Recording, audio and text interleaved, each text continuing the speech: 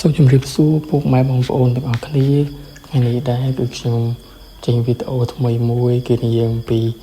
ការធ្វើ vlog ដំណើរកម្សាន្តរបស់ខ្ញុំអញ្ចឹងអ្នកនរចង់ដឹងថាខ្ញុំបានធ្វើ vlog ទៅដល់ទីណាខ្លះ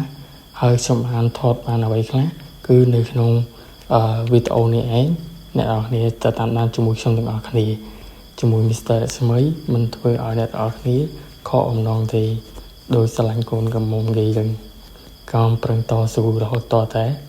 បានកូនក្រមុំគេ Nice បាទនៅថ្ងៃឥឡូវនេះខ្ញុំបានមកដល់ប្រាសាទព្រះខ័នហើយដែលខ្ញុំចំណាយពេលអស់រយៈពេលកន្លះម៉ោងឥឡូវនេះខ្ញុំនឹងដើរចូលទៅក្នុងដើម្បីថតទេសភាពនៅទីនោះឲ្យអ្នកទាំងអស់គ្នាមើលអស់គ្នាអញ្ចឹងតាមដានជាមួយខ្ញុំទាំងអស់នៅថ្ងៃឥឡូវនេះមេឃរោភ្លៀងហើយជើខ្ញុំបញ្ញាប់ស្រូតទៅបន្តិចដើម្បីទៅថតនៅទីនោះបានពី3คลิปឲ្យអ្នកទាំងអស់គ្នាទស្សនាលឿនឡើងវិញភ្លៀងមកហើយ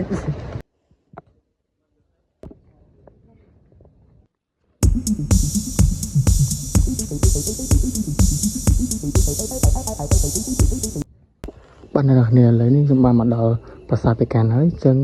ខ្ញុំនឹងថតវីដេអូឬក៏កន្លែងថតរូបស្អាតៗទៅកាន់បងប្អូនទាំងអស់គ្នាហើយខ្ញុំនឹងថតកន្លែងមច្ឆាដែលអ្នកនរគ្នាតែគេតែល្បីនេះអញ្ចឹងតាមដានជាមួយខ្ញុំទាំងអស់គ្នាហើយនេះដែរគឺជាប្លង់ទី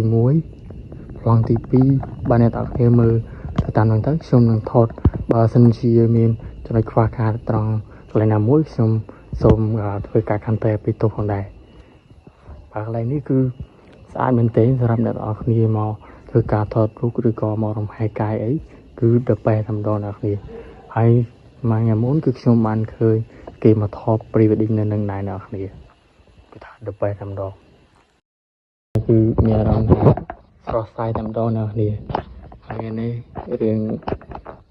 សែនតិចដែរអ្នកគ្នាសារមកត្រូវទឹកភ្លៀងចង់សើមជោគអស់ហើយអ្នកគ្នាបាទចេញមកភ្លៀងបណ្ដើអីបណ្ដើប៉ុន្តែខ្ញុំតស៊ូនឹងដល់គោលដៅណាអ្នកគ្នាឥឡូវនេះខ្ញុំបានមកដល់ប្រាសាទមួយទៀតហើយដែលមានឈ្មោះថាពលិនជលរំរៃហើយដល់ពីនេះដែរគឺខ្ញុំបានទៅថតយកនៅទេសភាពស្អាតៗចែកជូនបងប្អូនទាំងអស់គ្នាទស្សនាហើយមកនេះគឺមានអារម្មណ៍ថាស្រស់ស្រាយមែនទេអ្នកគ្នាគឺទុកកង្វល់អីគឺរឿងបានធូរស្បើយខ្លះដែរហើយណាមួយគឺខ្ញុំ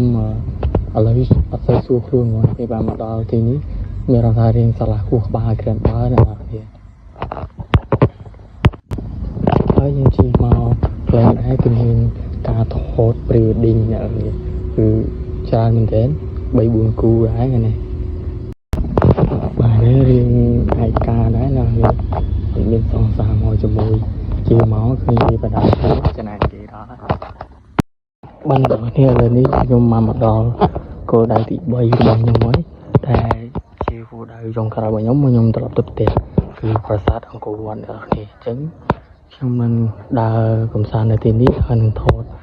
រូបភាពឬក៏កន្លែងស្អាតៗដល់អ្នកទាំងអស់គ្នាទស្សនាហើយខ្ញុំសរុបសេចក្តីមកតាមខ្ញុំរបស់ខ្ញុំថ្ងៃនេះគឺខ្ញុំរ៉េតឲ្យខ្លួនឯង90លើ100អ្នកគ្នាព្រោះអីដោយសារជីមកតាមផ្លូវគឺភ្លៀងទៅក្អែកអស់ហើយអ្នកគ្នាខ្ញុំចង់ថាទោះបីជាភ្លៀងប៉ុណ្ណាដោយក៏អាចលេចចិត្តស្មោះរបស់ខ្ញុំបានដែរទៅស្មោះរបស់ខ្ញុំតែខ្ញុំចង់ចិត្តថាមកហើយគឺខ្ញុំមកតតែបានទោះបីសើមក្អែកខ្ញុំមកដែរមិនធម្មតាទេនេះហើយជាពាក្យសម្ដីរបស់កូនប្រុសបើសិនជាមានសារមកជាមួយអូនមកជាមួយគឺទៅបែរមកអ្នកគ្នាឥឡូវគាត់មានមកម្នាក់ឯងលូនតែម្ដងដើរមកម្នាក់ឯងថតវីដេអូម្នាក់ឯងគឺមើលព្រាតដល់តែអ្វីយើងតារាល្បីគេមើលយ៉ាងនេះ Nice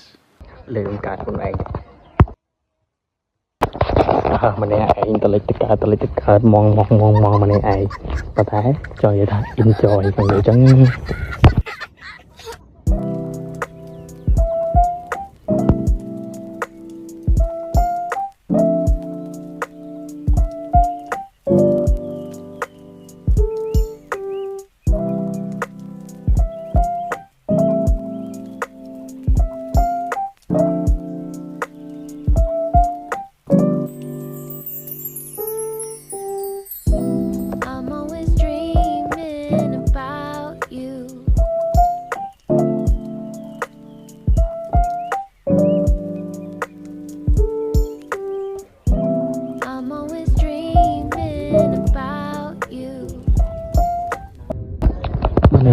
នេះខ្ញុំបញ្ចប់វីដេអូរបស់ខ្ញុំតែត្រឹមនេះអរគុណសម្រាប់ការទស្សនារបស់អ្នកទាំងអស់គ្នា